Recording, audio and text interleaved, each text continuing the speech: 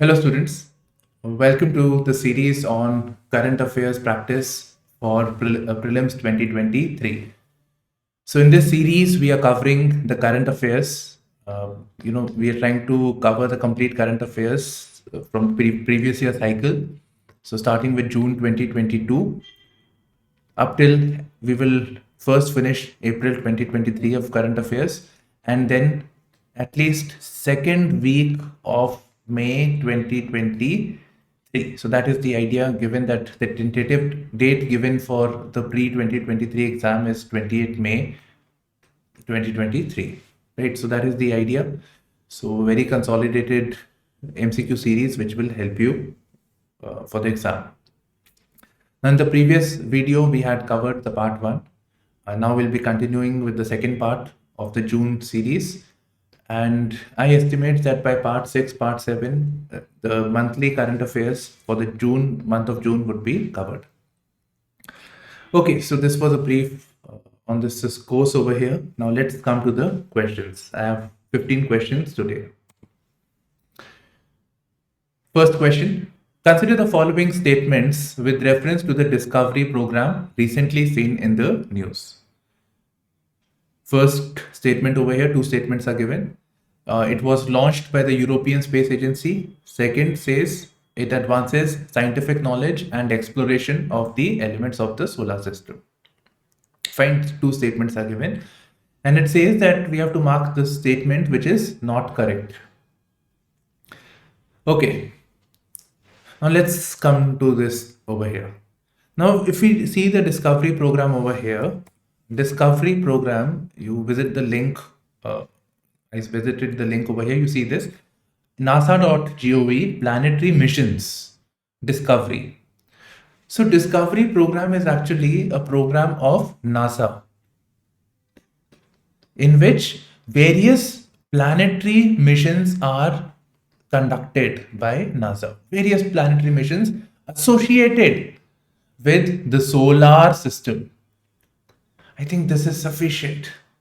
This is sufficient to solve our answer. So obviously we can now eliminate European Space Agency. It should be NASA. So statement number one is obviously incorrect. Second is correct because it advances scientific knowledge and exploration of the elements of the solar system. The key word over here is the solar system. So we have to mark the not correct one. So one answer is A. That is one only. Okay. Now this was in the news because this is always there in the news actually. This is always there. So the NASA had made announcement in the month of June 2022 that series of missions to Venus would be launched between 2028 and 2030 under the Discovery program. So this again signifies that under Discovery program there are multiple initiatives. Okay, I have shared this link on the YouTube, right? This is basically link only. So sorry, not on the YouTube. I've shared it on my Telegram channel, so you can access it from there. So morning I shared this link. Now let's come to the second question. Consider the following statements. This is from environment actually. So saltwater crocodiles are the largest living crocodiles on the earth. Second statement, they can be found in brackish and freshwater regions of Eastern India, Southeast Asia, and Northern Australia. This seems to be correct. Odisha is the only state in India where all of the crocodile species can be found. Right, so the multiple species of crocodiles, for example, the gharial, the magar, and saltwater crocodiles. So all these species are available can be seen in Odisha. Okay. So actually all the statements over here are correct, right? So 1, 2, and 3, all the statements are correct. I mean, yeah, if you haven't read earlier, so saltwater crocodiles are the largest living crocodiles on the earth. They are found in this region. And Odisha, we find all the species. This was there in the news. We'll try to extract more information now. This was there in the news because a saltwater or estuarine crocodile was found dead in Patsala River near Sila Pokhari village within the Bitharkanika National Park. So Bitharkanika National Park, you must have already heard that it is in Odisha. You must be having good idea also. I expect you by now. Now we have additional information that this national, this river is associated with this national park. So match the following type questions like national park and associated river. So we have one such over here that this river is associated with this national park. That's why I was saying this is important. Besides this, UPSC does ask us question about their IUCN status of particular species. That is it endangered, critically endangered, vulnerable. So the IUCN status for the saltwater or estuarine crocodile is that of least concern. Now moving on to question number 3. This is yeah. So iFamilia is a database to identify missing persons through family DNA. Fine, it is basically telling us what iFamilia is. I feel this could have again been a question. Okay, so it has been launched by which of the following organizations? Okay, some names are given over here: United Nations Police, International Association of Chiefs of Police, International Criminal Police Organization, and CBI. We don't expect Central Bureau of Investigation to have a name like iFamilia. Restaurants may have, but not Italian name, but yeah. Okay. So in the month of June, actually, previous year, June, there was an announcement that the Interpol, International Police, basically, short Interpol, they have launched iFamilia, which is a database to identify missing persons. Now, the problem arises that Interpol is not mentioned anywhere. So, actually, this is the full form of Interpol is International Criminal Police Organization. So, the answer over here is C. So, iFamilia, you already have an idea, right? It's a global database for identifying missing persons based on a DNA kinship matching. Kinship means relatives, relatives means family. Okay. Now there was this question on Quora that was asked, a simple Google research. So I found this. What is a black notice in Interpol? So again, black notice is again associated with, if we find dead bodies of missing person, we are not able to identify that person. Then the Interpol issues the black notice. There are other notices also which the Interpol issues, like the red corner notice, etc. So those are for fugitives. So you can read that. You can do a bit more research on this. Okay. So this is it. This is about the Interpol organization now. More information. We can expect questions from Interpol itself. So what is Interpol? So it's an intergovernmental organization. Okay, so obviously governments are involved, and it is basically to seek the cooperation of the police forces within different countries. So that is the idea. So we can read this line. I think this line puts it very well. This is from the website of Interpol actually. So imagine you are a victim of a crime committed by someone from another country. So what can be done? How can police catch the person? Right? You are an Indian and somebody commits a crime, let's say in America, USA, by means of cybersecurity. Can your police take action? Can Delhi police or any other police? No. So some international mechanism is required so that the police forces of different jurisdictions can cooperate. So this is where the Interpol comes into the picture. Okay. Now the governance structure of Interpol. So this includes a general secretariat. Right. So general secretariat, which is obviously headed by a secretary general. Okay, so this is based out of Lyon in France, right? So the headquarter is in France, and in various jurisdictions, including India, Interpol has its offices, right? It has its agencies. So there is Interpol National Crime Bureau. So Interpol National Crime Bureau in different countries, usually in government ministry responsible for policing. Now, I've not researched this, but in our case, the government ministry responsible for policing is the Union Ministry of Home Affairs. Right. So, so obviously, India, USA, any other country, they work together, they share, coordinate with the General Secretariat. So that's how the Interpol functions. Now, one question that should come to your mind, and which UPSC is most likely to ask if they ask a question, that is the Interpol a UN agency or not? So this is a question on these lines have been asked actually. So Interpol is not a UN agency, right? So it's not a member of the United Nations.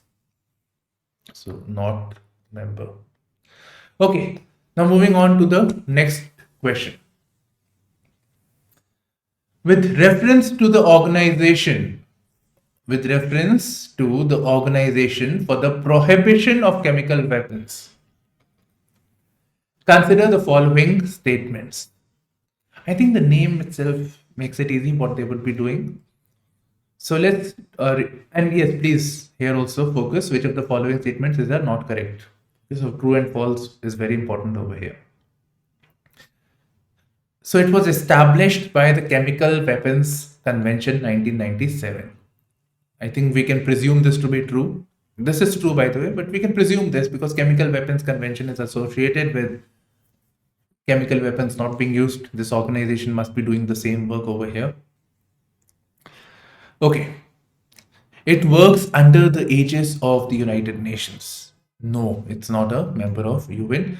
And but yes, they do. This organization does report about, UN can seek reports from the Organization for the Prohibition of Chemical Weapons on matters associated with chemical weapons, but it is not under the aegis of UN.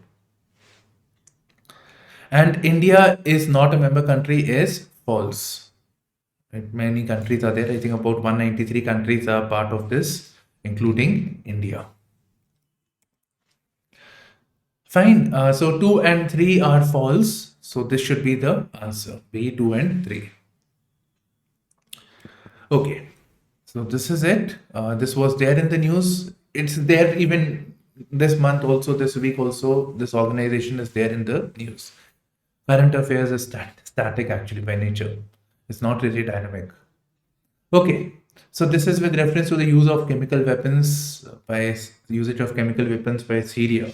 This controversy is obviously resulted in the Syrian war actually. Okay. Now I expect, let's build on this thing. So we have talked about this organization over here. A question can be asked about similar question on other agencies, for example, International Atomic Energy Agency. So this again is not a member of the United Nations. So similar exercise can be done. Like I can just change this and mention over here IAEA. Remove this statement over here and the question is perfectly fine, right?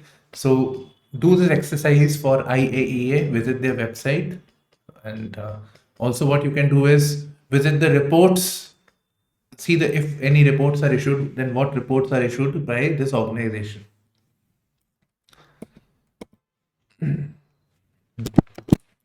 Okay, so we're done with question number 4. Now let's move to question number 5.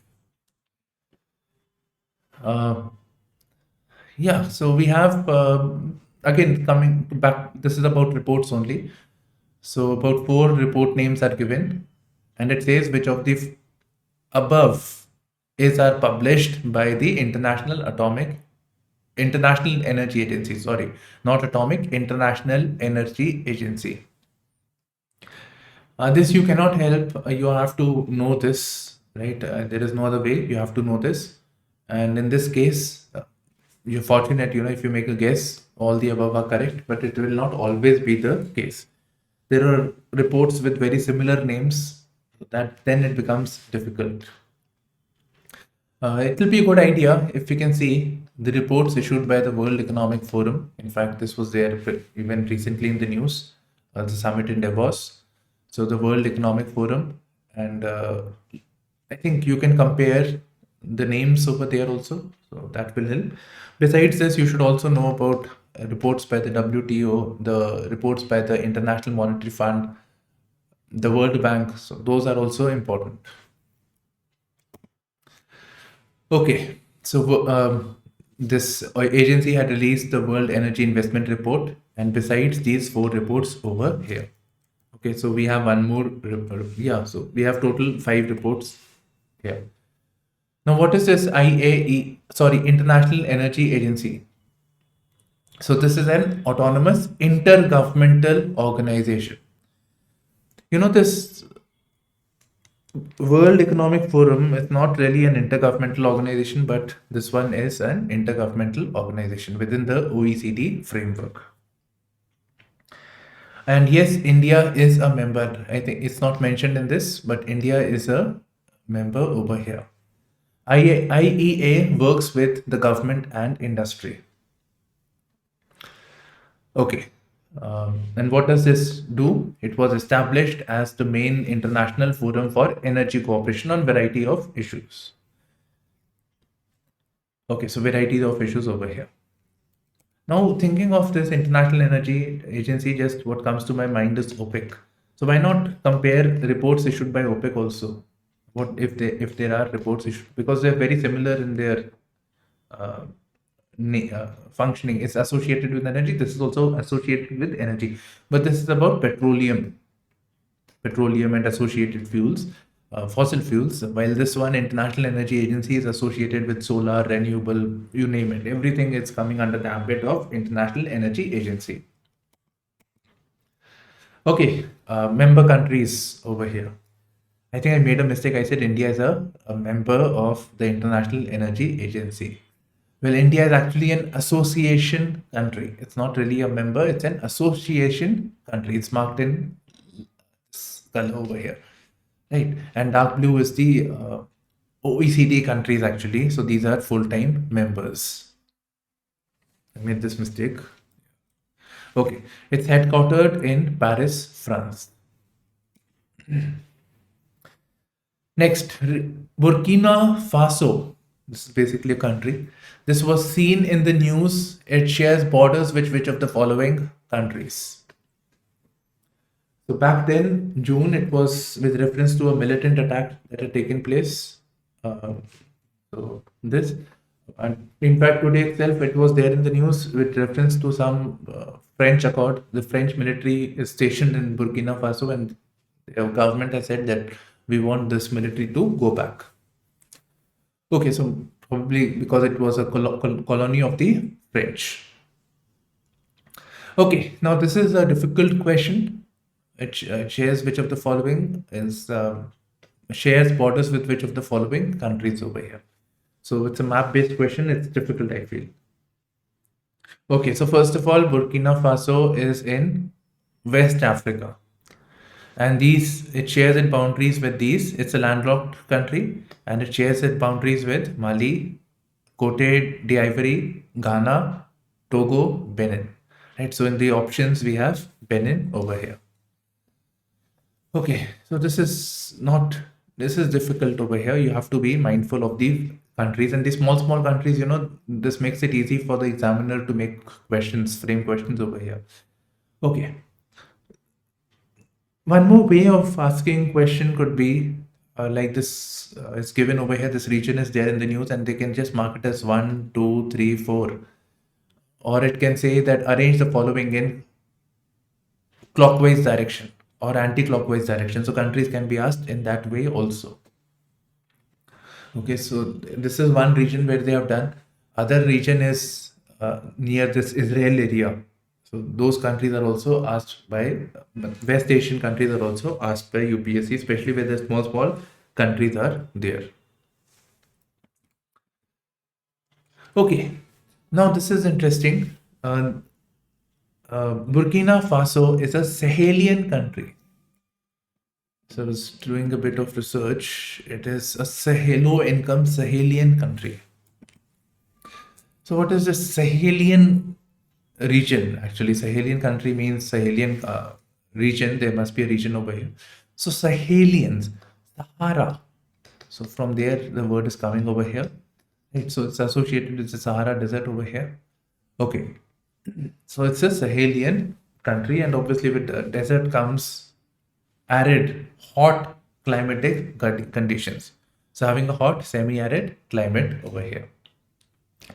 Now, when somebody says this region, when you know this region, something more that comes to mind is the Great Green Wall of Africa,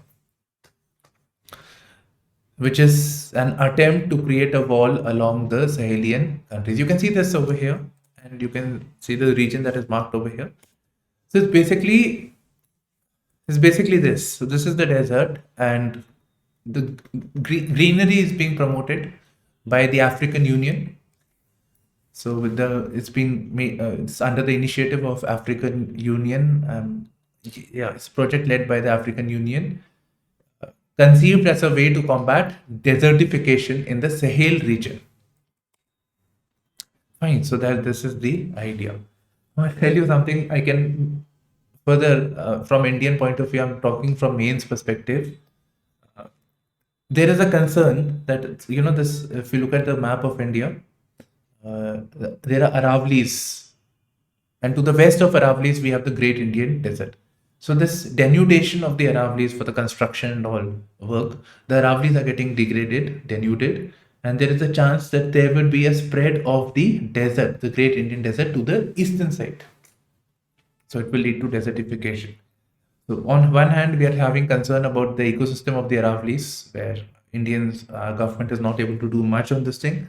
While Africa, we are seeing this initiative. You can see a fence kind of a thing is there with this greenery over here, which is trying to contain this desert from moving further northwards.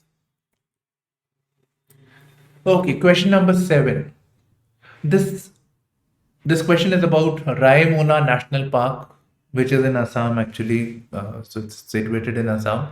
This Raimona National Park is repeatedly there in news. Even in 2021, it's there. It's quite frequently in the news over here. So we should know more about this. This simply knowing which state is not sufficient. We should have more information on this.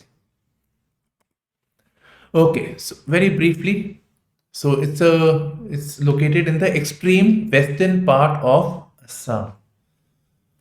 Okay, so it was declared as a national park on 5th June 2021. So that's what I'm saying. To 5th June 2021, then June 2022, and then now we are in 2023. Okay. The biodiversity basically it includes the same thing over here. Okay. And this national park is famous for its golden langur, an endemic species with Bhutan, which has been named as the mascot for the Borderland region. So, what's the mascot for the Borderland region? The golden langur. Okay. Now more over here. The boundary of the Raimona National Park is marked by the Sankosh River on the west. Right, so Sankosh River is associated with the Raimona National Park, and it shares boundary with Indo-Bhutan region. So more on Sankosh River now. So it is also Mochu and Swarn Kosh. So it's a river which rises in northern Bhutan and empties into Brahmaputra. So you can imagine Bhutan and Brahmaputra is going like this. So yeah, so Sankosh River is flowing from northwards. It's a tributary of the Brahmaputra River. In Bhutan, it is known as Puna Sang Chu. And yes, this is it, I think. This is it. Next question. With reference to ethanol, consider the following statements. Ethanol. By the way, we have a question on the biofuel policy, which was associated with ethanol. So we covered this very comprehensively. Okay, very easy. Ethanol is an organic compound. Ethanol, alcohol, so organic chemical compound. So we studied it in ninth or 10th actually. So okay, one is correct. It can only be naturally produced by the fermentation of sugars by yeast. So let me check this. I have a doubt. I don't think it is only over here. So it is naturally produced by the fermentation of sugars. Yeah, yeah. So it can be by many other things actually. Only be produced naturally produced by the fermentation of sugars. In fact, many other things actually. Cellulose. Like there are various classes of biofuels from ethanol. So from food products, from sugar. We have one this thing. Then with the sugar cane, the papery part, the wooden part that is there. From there also, if it is fermented, then also we get ethanol. So there are various ways from which we can get ethanol. So there's a lot of flexibility over here. So this is wrong. Interestingly, ethanol is a fuel which is it's regarded as renewable fuel because you can grow the plants and from plants you can get ethanol again, or you can actually get the even the paddy that the stubble that is there, from there also we can get ethanol. So it is considered as a renewable fuel, right? India aims for 20% ethanol blended fuel by 2030. Now this makes it very difficult. This makes it very, very difficult because we have 1 and 3, we know this is true, but then we have two options 1 and 3, 1, 3, and 4. And this seems to be correct. 20% target, we are aware of this thing. The government is saying that 20% of automobiles are using fuel. So why not mix it with ethanol, which can be domestically produced? So this will help lower the fuel cost, lower import bills. So obviously this is good. 20% is absolutely correct. The problem is this year 2030. So it is actually 2025. Initial target was 2030. Now it has been revised to 2025. So that is why I said this is difficult. And so guesswork fails over here. 1 and 3 is the correct answer. Statement 4 is not correct. 20% ethanol blending by 2025, revised target. Okay, why this was again one more thing over here. E100 pilot project. E100 pilot project was launched in the year 2021, 5th June 2021. Okay, so what is this E100 pilot project? So E100 basically stands for 100% ethanol. So obviously this means that vehicles, automobiles, etc., 100% they are running on ethanol fuel. Right, so no mixing, nothing, 100% on ethanol. So this is a pilot project, that is, it is based out of a certain place only.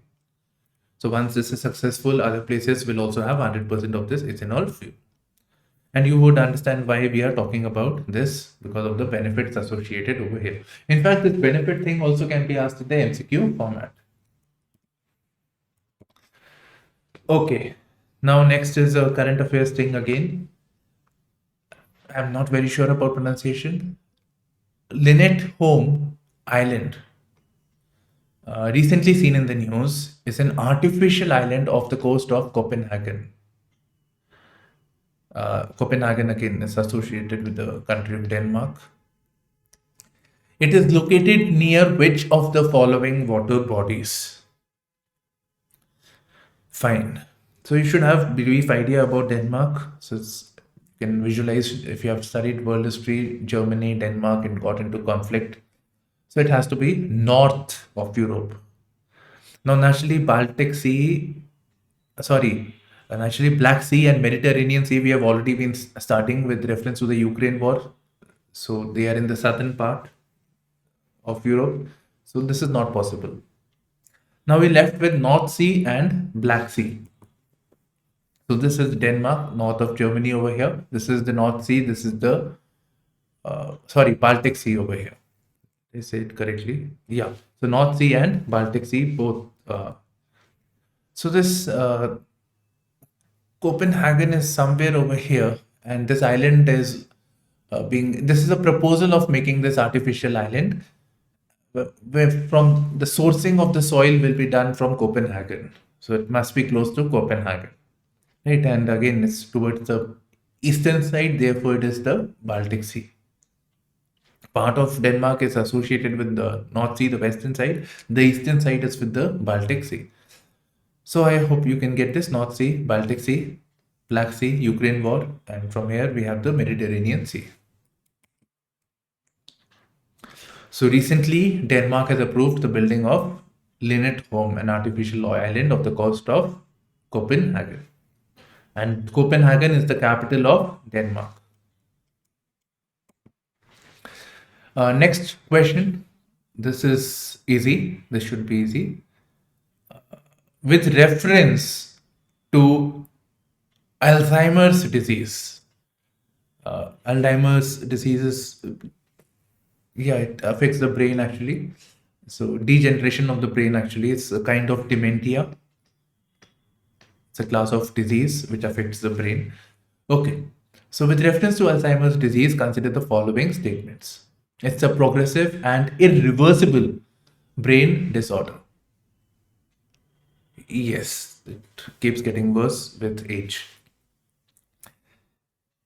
It disrupts neurotransmitters leading to cognitive decline. Should be true. We can make a we can guess it should be true over here. It affects the cognitive ability, it affects the memory of the people, its ability to do things. Cognitive means ability of a human being to voluntarily do things. Okay. Next we have it is curable by some drug. Canumab drug over here. Okay.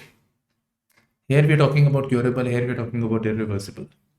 It's not curable. It can delay, but it cannot cure. This disease cannot be cured as of now. So 3 is wrong. Fine. So we are left with only one option, 1 and 2. And which is correct actually. And 2 is logically also thinking this is correct. Fine. So if you can apply yourself, even if you don't know, you should be able to do fine over here. So this drug was there in the news.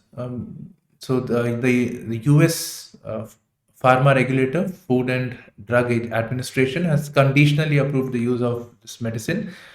This drug can delay cognitive decline. It cannot cure. It can delay the speed of degeneration of the brain. Okay, now moving on to the question number 11. It's tough. It's a bit tough actually. It's okay. With reference to the performance grading index, consider the following statements. Find performance grading index. It's basically associated with school education. It's basically grading the states on the performance of school in the state. Fine, so that is the idea. So yeah, so this is released. This is correct. It is released by the Department of School Education and Literacy, which is under the Ministry of Education. Ministry of Education again logically implies it should be under this only. Okay, so 2 is correct. Now coming to the first statement, this index is prepared with a set of 70 parameters and 3 domains and works to catalyze transformational change in the field of school education. So this is correct. A change could have been made and question could have been asked with reference to college education. So it's school education. Okay, fine. So higher education, the government has been focusing it so it can play with the mind over here. Okay, So this statement is wrong. It's actually 70 parameters and 5 domains. Fine. So this is this thing. So the answer is 2 only. So yeah, so this is it. 5 domains. And which 5 domains are we talking about? 70 parameters. If so many parameters are given, we don't have to worry. We don't have to memorize. The problem arises with this domain. So which of the following domains are being referred to? So these are learning outcomes and quality, accessibility of education, obviously accessibility to schools, etc. Then infrastructure and facilities, equity over here means obviously poor, rich, how it is able to address the concerns, how is it able to bring in equality, and governance processes of the school. So fine, so these are the thing. So it's a 70 parameters grouped under 5 domains with the sum up to a total weighted score of 1000. Governance process, I'm not sure if it is school and just school. It is about the state also. What is the state? It should ideally be about the state actually. This I'm not very sure. Okay. So Punjab, the state did very, very well. It was highest ranked over here. Okay. Now, if you look at this over here from the PIB, so you can see that the states are actually graded. They're not really ranked like so and so state is ranked 1, ranked 2. No, it is graded based on their score. So that is the idea. For example, there is no state which is scoring 951 out of 1000. That is the grade 1 score. Then we have grade or level 2. So we have Punjab, which are the highest this thing. So just the scores, just this grades are mentioned based on the marks that they are getting in different states that are doing. So this line is very important. It is seen as a progressive and encouraging tool because the states are not ranked but graded, which motivates all the states to try harder to reach to the next level category. Right. So you are not there. Like you can rank. Okay, Punjab is doing very well, but you're not. You can do much better. You are not even in the level 1. So it motivates to move to the next level. Right. Otherwise, you can keep basking under the glory that we are top rank, but you're not performing well. Yes, others are performing worse than you. Then you are ranked 1 also. Okay, so this line was important. I felt that there could be UPSC can ask this way also in the examination. Like they can say that the states are actually ranked to motivate all the states to try harder, right? But the government word over here, it is not ranked but graded. Okay, now very quickly. Recently, T478K was seen in the news. It is related to, it sounds like asteroid or mountain peak, but it's actually a new variant of COVID-19. Various names are mentioned over here. I think this is sufficient if you can just look at this. And these are all variants of COVID-19. Now moving on to the next question. Question number 13. This is with reference to science and tech. With reference to the Bose-Einstein condensation, consider the following statements. Okay. First of all, this seems to be pretty loaded actually. Bose-Einstein condensation. We should have a basic idea over here, which I'll try to do. So under it, particles become locked together in the lowest quantum state of the system at sufficiently low temperature. This phenomena only happens to boson particles. Both statements are correct, both 1 and 2. Now let me explain this. So first of all, what is this thing? Bose-Einstein condensation. I think I have shared a video link also. You can watch this video. If you, I'll share this link on my Telegram channel. So this is a video actually. So this should make it easy to understand. Okay. So 2-minute video, but very briefly, I'll say what it is saying is there are these subatomic particles known as bosons. So at a low temperature, at a very, very low temperature, and that too in space actually, where there is microgravity, that means gravity is very less. At a very low temperature, they achieve the lowest quantum state. Fine, lowest quantum state. So lowest quantum state is basically associated with energy.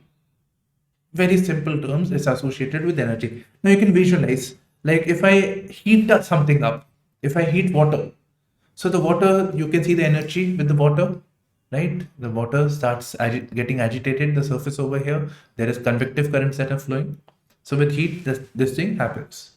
I'm just doing this to explain this. I've not read this anywhere. Okay. But when we make it very, very cold, it becomes very stable. In fact, water becomes solid, liquid. The state of water changes itself. So there is low energy. So likewise with boson, at sufficiently low temperatures, we see the lowest quantum state. Now, obviously, what concern you would be having is what is this quantum state?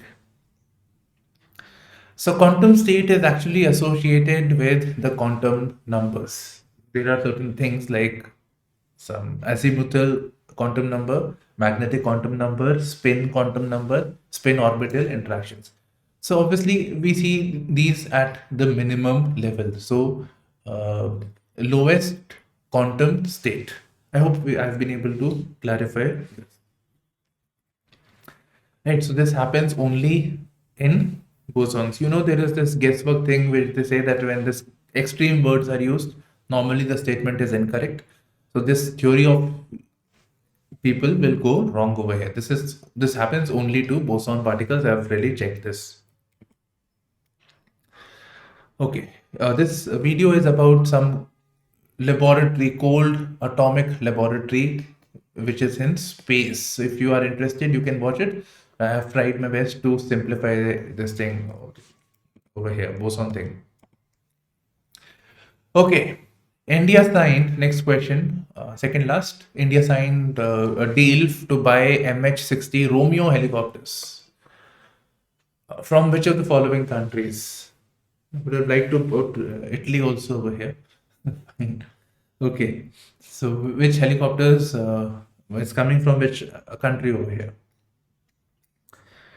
So first, let us look at the helicopter. This is the helicopter. So this is obviously you can have people sitting over here. So this is a multi-utility helicopter. So it can have guns also. It can fire and it can have people sitting over here.